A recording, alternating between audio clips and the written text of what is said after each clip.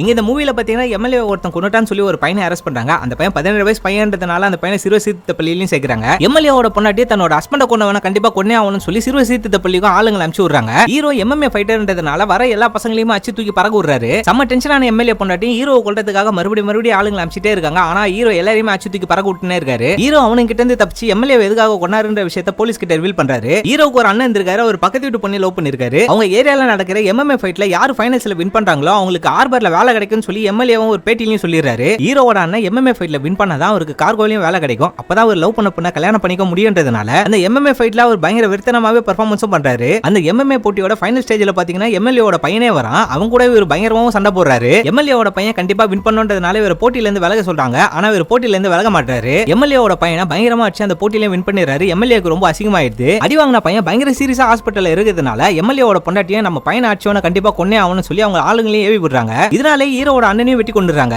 தன்னோட லவர் செத்து போயிட்டான்றதுனால அந்த பொண்ணு தற்கொலை பண்ணி இறந்து போயிடுறாங்க. இந்த மாதிரி எல்லா சம்பவத்தையுமே பண்ணிட்டு எம்எல்ஏ அந்த சாவுக்கு ரொம்ப அசால்ட்டா வராரு. தன்னோட அண்ணனை இந்த எம்எல்ஏ தான் கொன்னிருக்கான்ற விஷயம் தெரிஞ்சதுனால எம்எல்ஏ அதே இடத்துல வெட்டி கொண்டுறாரு.